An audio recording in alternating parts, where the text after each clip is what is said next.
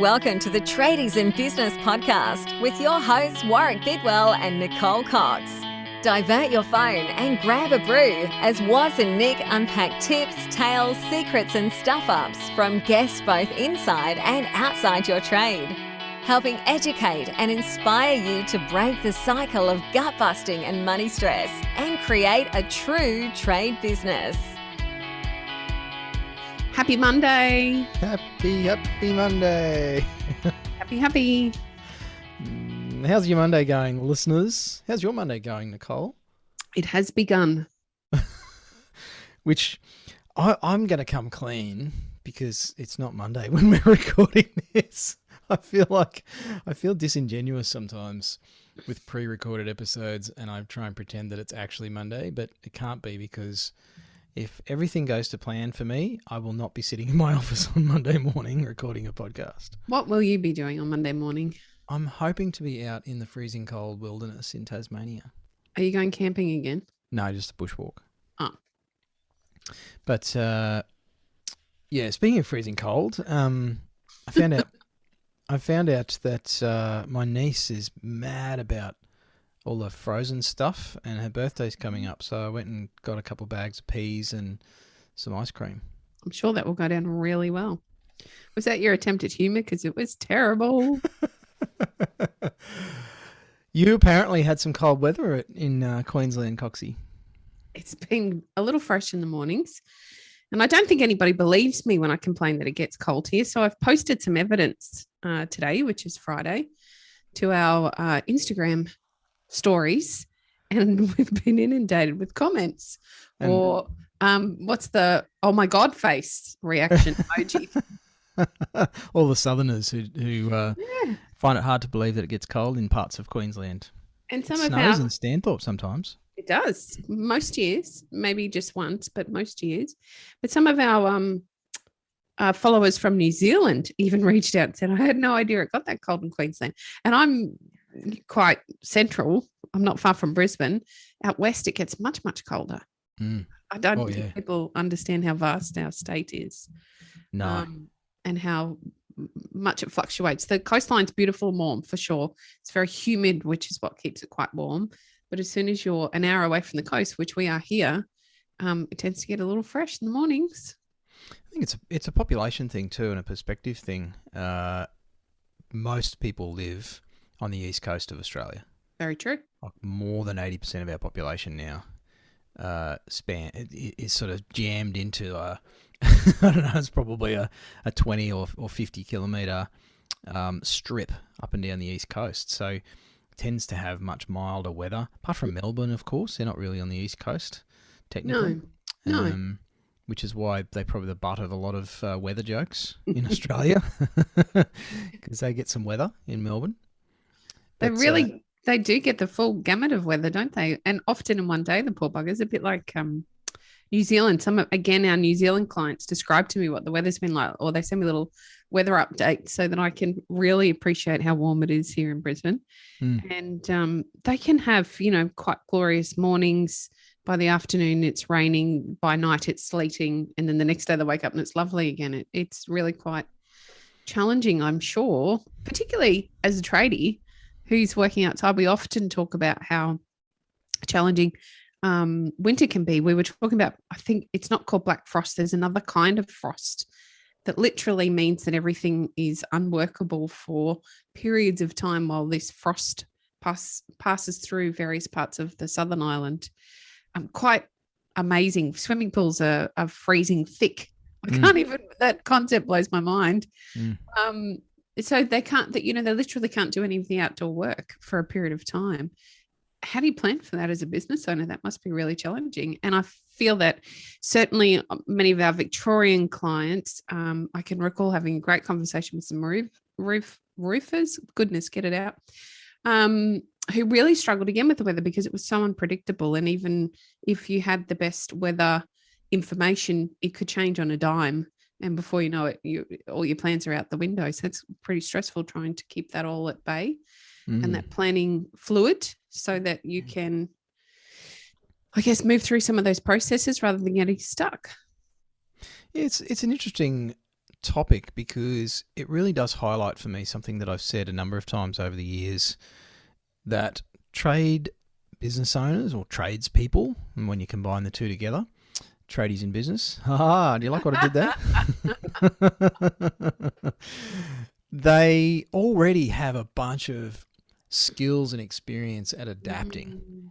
And we talk about this fabulous wank word nowadays called pivoting, and yet the pivot is so necessary. And I did mention to one of our tradiepreneurs the other day, and I've probably already talked about this on the podcast perhaps, that this might be the way business is for a long time. And what if it is? What are you going to do then?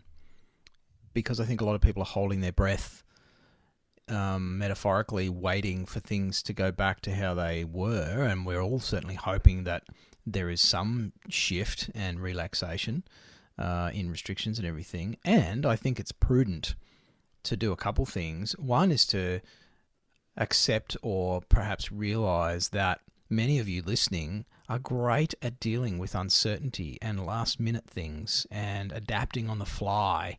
You know, it's like we've had weather overnight, everything's frozen, can't do that job. What can we do?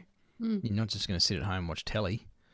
And so you can transfer a lot of those skills into how you approach other problems. Sometimes we don't realize how good we are at actually dealing with the things that life throws up at us. It's because we never take a moment to stop and pat ourselves on the back. When was the last time you, honestly, and you're much better at it than most people I know, how often do you step back and think, wow, okay, I had a great week at work. I did some really good things this week. Never happened. Enough, I did it last night. Typical. And that's just serendipitous that we got our management reports from our accountant, and I made a point, but I had to actually consciously think about it, because I read it and went, oh yeah, whatever, on to the next task. And you and I have worked very, very hard in the last 3 years. And you know, we're doing some great stuff here at Tradies in Business as a business. So the podcast probably seems largely unchanged after more than 500 episodes. And yes, I'm going to keep saying that because it has a nice ring to it. But as a business, with the work that we do with trade business owners, as paying clients and members of our tradiepreneur community, we have worked very hard to make our services more accessible and to get the word out to more people. And of course, that's resulted in some growth. And I looked at our growth figures in our financial reporting, and I thought, that's actually pretty good. And I pulled out my calculator and I worked out what our business has grown by as a percentage. And I shared that with my wife. Now, she doesn't work in the business world. She's a healthcare worker. And to her, numbers and stuff are things you see on medical charts, not dollars and cents. And so it was actually kind of cool to share that and say, hey, check out what we've done. Yeah. But that's a rare thing for me to do, Coxie. You rightly point out that I don't do it very well and I don't do it very often. And sadly, I do it more than most people I know. I might have known that about you before I led you into the conversation, but right, I actually think, I do think it's a cultural thing. And I know that we've spoken about this before. Culturally, we don't like to big note ourselves. We don't like to take the time to reflect positively over where we've come from, what we've changed, what we've done, what we've achieved. And so therefore, we just don't do it. And yet we see time and time again, every month we go through this process with our tradiepreneur clients, where we stop and we reflect over what we actually did in the month. And it makes a big difference to their satisfaction levels around their businesses, because they can see the growth. They can see how they're changing and evolving as a business owner. It's absolutely necessary and critical for you to take the time to reflect so that you can find those success points rather than being stuck in the daily grind. It can be tempting on a Monday morning to wake up and think, oh God, do I have to do this again? And a good trick to help you bring yourself out of that, mundane monotony of going back to work and jumping on the hamster wheel is taking that time to reflect. Okay, where have I come from? What's this year actually done for me? Wow, I implemented a sales process, or I've started tracking my financial performing, or we've employed somebody and we've created an onboarding package, or we've finally written a position description for everybody in the business. Like they feel like small steps. And yet when you look back historically, they lead to great change. So perhaps this Monday, your job, your task, your homework from the Tradies in Business podcast is to stop and reflect over how far you've come this year. Yeah, it's such an important thing, Coxie, and I know for myself, I have a tendency. I'm looking for a word other than negative, like a bad tendency, to only look for big stuff, big wins, and our annual reports for our business. That's probably easier to look at because it's a big, you're looking at a big chunk over 12 months, big period of time. It's easier to see change. It's like those pictures back before the internet where it was spot the difference. They'd be in the newspaper or the puzzle books or whatever. And some of the changes were so small, like, one earring was missing on the second picture compared to the first picture of the lady in the room or something like that. And so we're not very good at spotting the small changes, particularly where we go, but how's that going to make a difference? How's doing my sales process going to actually change anything? That's not going to make me more money. Well, actually, yes, it is. And I think that's where our tradiepreneurs actually understand that a lot of those small things, and we talked about 1 foot putts on the podcast, I don't know, an episode or two ago, those small things actually, by celebrating the 1 foot putts, because it feels a bit wanky. You knocked a putt in from 1 foot from the hole in golf. It's like, well, of course you should get that in. And that's the attitude. Of course I should have done that. Well, of course I would have sunk the putt. It's just a sales process. It's not that big a deal. No, it is a big deal. A 1 foot putt is a big deal. And if you make a big deal out of a 1 foot putt, imagine how you're going to approach a 2 foot putt and then a 3 foot putt. Ed's getting double bite of the cherry here. With his metaphor or analogy or whichever one it is. So, yeah, I think those little things ought to be celebrated. And you know what else, Coxie? I know we're going to wrap this episode up and I'm on a roll. Bringing it home in the end. It's like the Melbourne Cup. Yes. Is not only do we celebrate that small win, but we actually build up that muscle of celebration. We strengthen the celebration muscle and the recognition of achievement muscle on the little things, because it's easier to do it with something small because they happen more often. And the more you do it and the more often you do it, the better you get at it. So if you practice on the little things, woohoo, did the sales process, yeah, I'm going to go make myself a coffee and, go celebrate by watching Netflix for 20 minutes or something. I don't know. It seems naff to do that. It's like, big deal, I sent an invoice. Ring the bell. Pull a party popper thing. Like, start practicing celebrating wins. Do it on the little things because they're more frequent.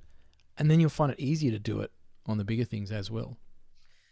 I'm going to Chucky Norris the hell out of this. But before I do that, I'm going to say, share your wins on social media and tag us so we can celebrate with you. We love celebrating the wins of our clients. You don't have to be a client for us to get all excited because you've made a change. So please, if you've made a change or you're celebrating a win, tag us on social media and share it with your community and us so we can celebrate with you. And then my Chucky Norris is, you have an opportunity starting Wednesday this week, 1st of September, to join us with our TIB30 challenge, in which you can make one little small change every day and then celebrate it, because we're all going to celebrate together. Look at me go. So make sure that if you haven't already, download your 30-day challenge worksheet.